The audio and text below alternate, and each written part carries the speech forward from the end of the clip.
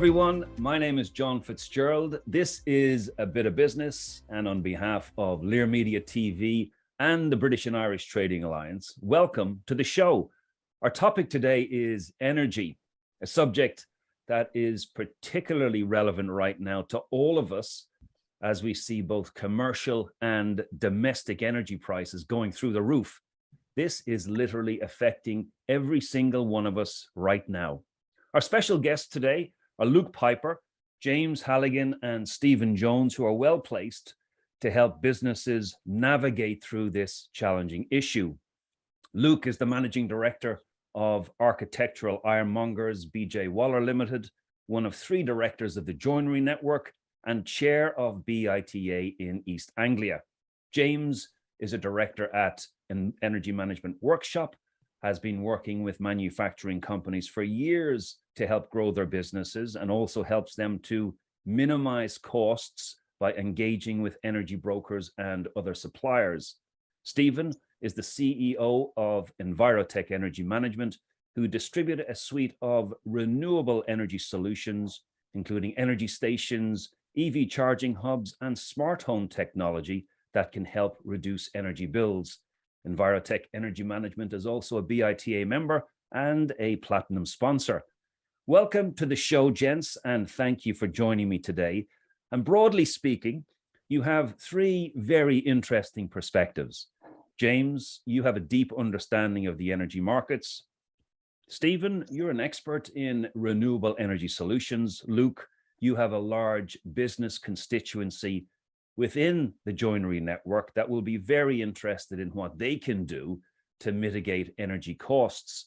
So from these 3 different perspectives, what is your assessment of the energy market right now, and what is likely to happen to energy costs over the next 12 months? So let's start with James first on this, then we'll go to Luke and over to Stephen.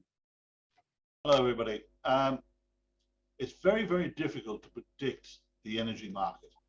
It's changing day by day, and sometimes not in the right direction than you'd expect it to go.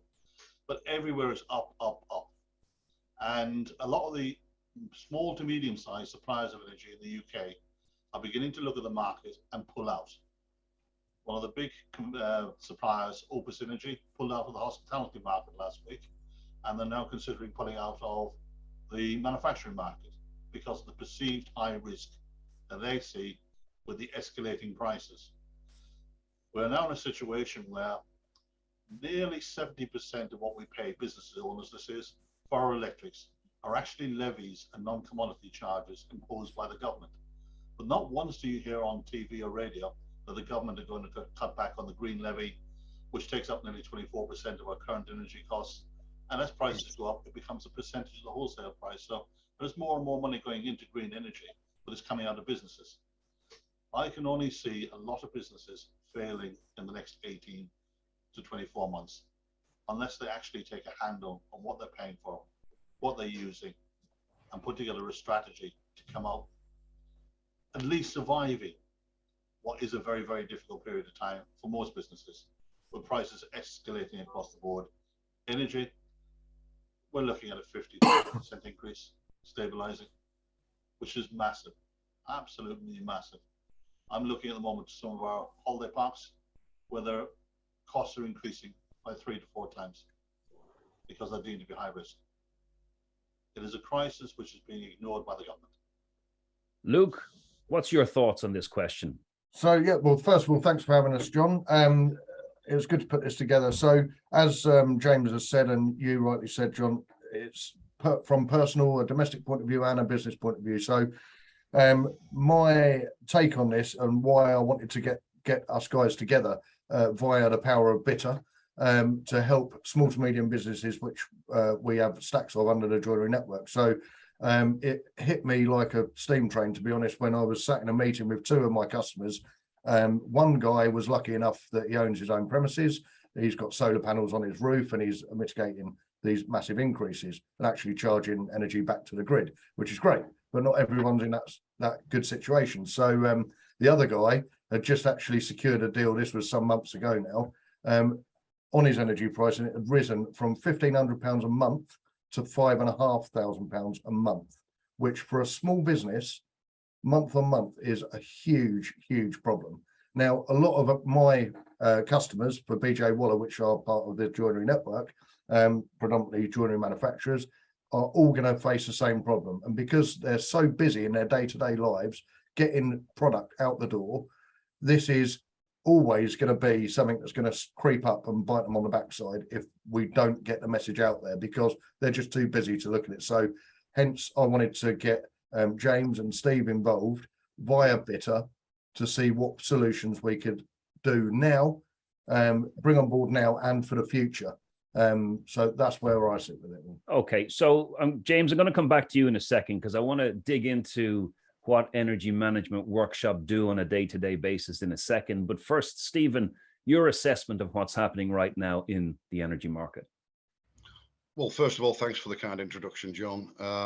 I concur with James completely, and we do a lot of work with James. Got a great business that supports some of our customers with procurement of energy, gas, electric, water, etc., etc. I think the market is the market. It is what it is.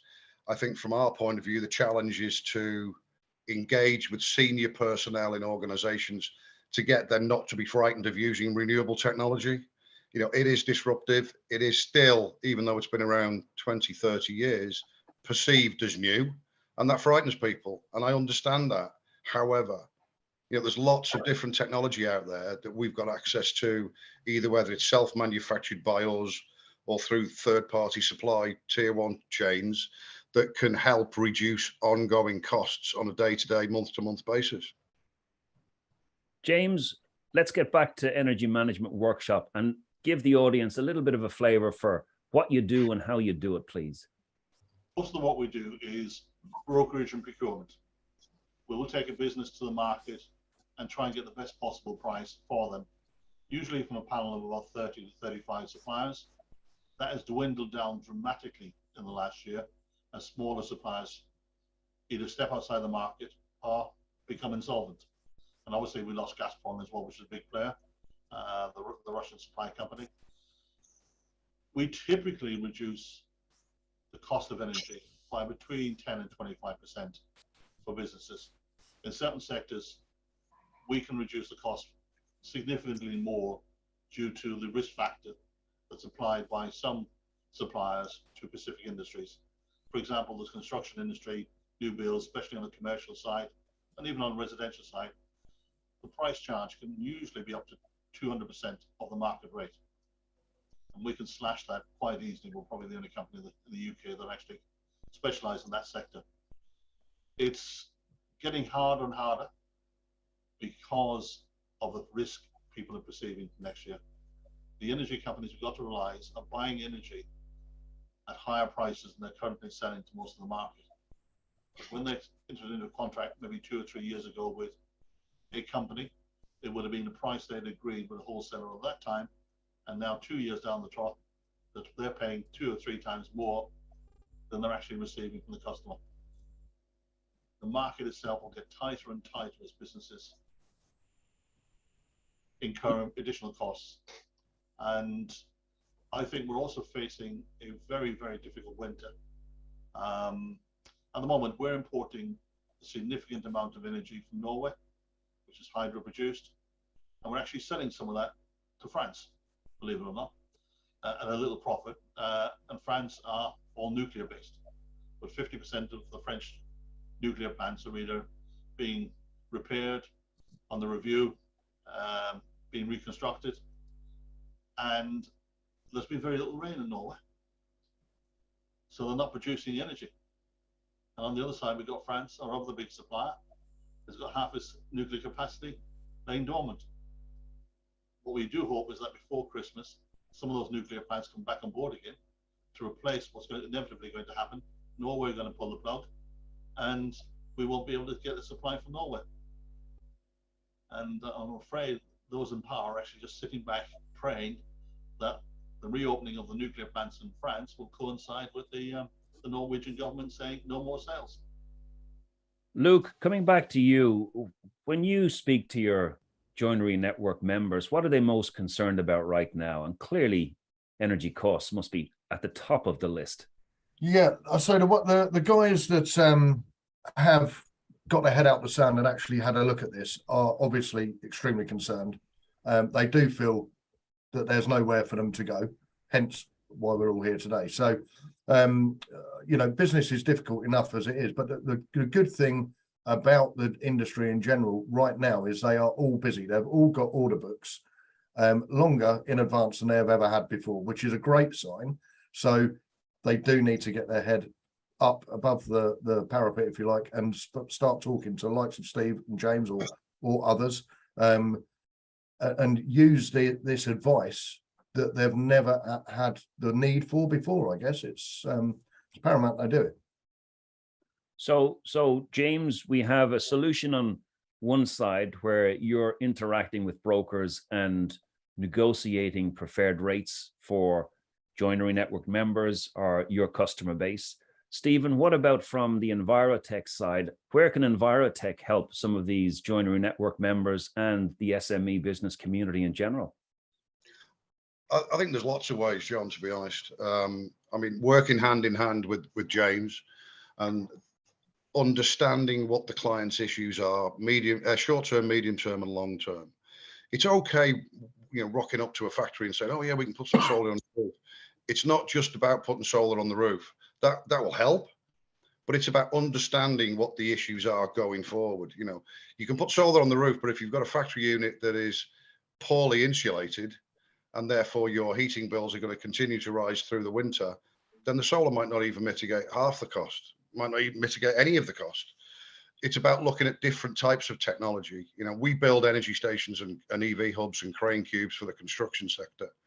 What that actually means is you're using nighttime tariffs to charge the physical product and then using the energy stored during the day when it's at its most expensive.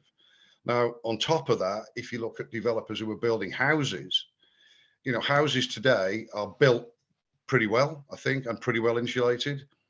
But again, you've got to look at other technologies, solar, battery, thermodynamic hot water, EV charging for your cars. It's a smart home package that's run by a piece of software. If you add all that onto a new build, number one, your EPC rating will increase. And number two, the value of the property will increase because you're mitigating the energy costs for long term. This isn't a short-term fix, as James already said. The market's not going to change at least the next 24 months, maybe longer. So we have to work with people, work with them is the phrase that I would use, to understand what journey we can take them on to mitigate their ongoing energy costs. As Luke said, what if a factory wants to grow? These guys have got loads and loads of work. They might think, well, I'd love to put another bit onto our factory, but then they go, not quite sure we can afford the energy to heat it or light it or run it. Well, again, understanding what technologies are available, and there's lots out there, and it's not just us. There's lots of healthy competition out there, but we want to work with people for the longer term journey. And I think, understanding what the journey of the client is helps us to understand what technology will work for them. So we're talking about really taking quite a strategic view about a business. And Luke, what action would you like to see your joinery network members taking on the back of this conversation, where you have James on one hand, who can help negotiate sensible or more competitive tariffs on energy. You have a company like Envirotech that can provide a tailored suite of solutions for a business to sort of mitigate some energy costs. So what would you like to see happen now with your joinery network members? Well, John, I'm glad you've asked that because with the partnership of Steve and James, so what I'd like to see us achieve as BITA members, which the joinery network are also part of BITA, I want the power of BITA to come through. So as we've discussed with James, what we'd like to do long term is actually create what I'm going to call, probably wrong terminology, but a buying group for energy, so that James can engage with all of our members and get their start and end dates in line over time. This is not a short-term solution, but it is a essential solution and a very sensible one given what we're going through at the moment. So if we get the start and end dates of as many joinery manufacturers together at the same point, James can go to market with a massive load of energy as a buying group and secure the best deal for that whole group.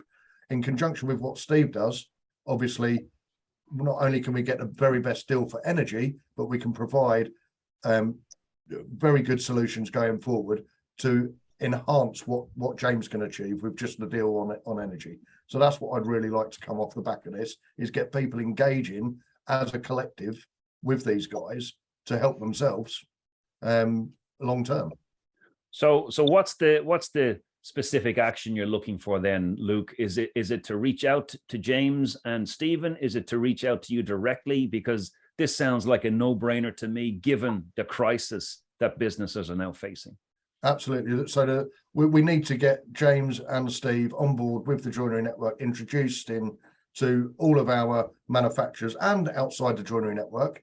You know, it's another reason to get involved with us, because we're not just looking at the efficiencies of manufacturing and the compliancy issues that all these small businesses face. We're trying to look way outside the box here to help these manufacturers survive, first of all, and then once we've got over the survival mode, to power through and make some decent profits. James, some folks watching this will be thinking, "Oh my gosh, here we go, more work for me to do." What is involved if a business wants to engage with you, and how much work actually is required? Very little. I can vouch for that. It's a simple letter of authority and a copy of the most recent bills, and we then start monitoring the market on behalf of clients. It might be 6 months, 12 months, 18 months down the road that they need to renew, but we start working immediately. We can renew contracts up to 12 months in advance if we think the opportunity is there to keep the prices low. So it's a case of phoning up the FD. Can you give James a copy of the latest invoices for our energy supplies, and a simple one-liner providing authority for us to speak to the existing suppliers and to enable us to go and speak to the other suppliers in the market. And then we take care of that from there on in. Luke, what's your single message to your joinery network members here based on this conversation? Don't leave it any longer. Don't leave it too late and then realize, wow, my prices have increased by X percentage. Do something about it today and save yourself the pain. Stephen, your single message to the audience listening today in relation to this and taking action? My single message is what we've been talking about. It's like James said, from our point of view, the principle of putting a group of organizations together to give you purchasing power is the same from our side. So if we're buying a megawatt of solar rather than 100 kilowatt, then everybody gets the advantage. And that can be the same across all technologies. What I would say is, from our side, it's almost as simple as James. We would use the same utility bills that James has got. We would like to understand where the energy is being used in each business, which is relatively straightforward. And then we'll do all the work. And we'll come back with a proposal that says, if you do this, that's what will happen. And then it's in priority order. Where are the quick wins? Because people need quick wins, but there's a longer game to be played. And all I would say is, don't be frightened of technology. Don't be frightened of the words renewable energy, which people still are. We're here to help. We're not here to do anything else. I think the message is clear, gentlemen, for the audience. If you embrace the technology, engage with Energy Management Workshop, you will end up saving money on your energy bills. And who doesn't like the sound of that? I think that's an excellent place for us to stop the conversation today. Guys, thank you so much for joining us at a very timely moment to help some of these businesses in BITA and in the joinery network mitigate their energy costs. Ladies and gentlemen, this has been A Bit of Business. My name is John Fitzgerald. Thank you all so much for watching.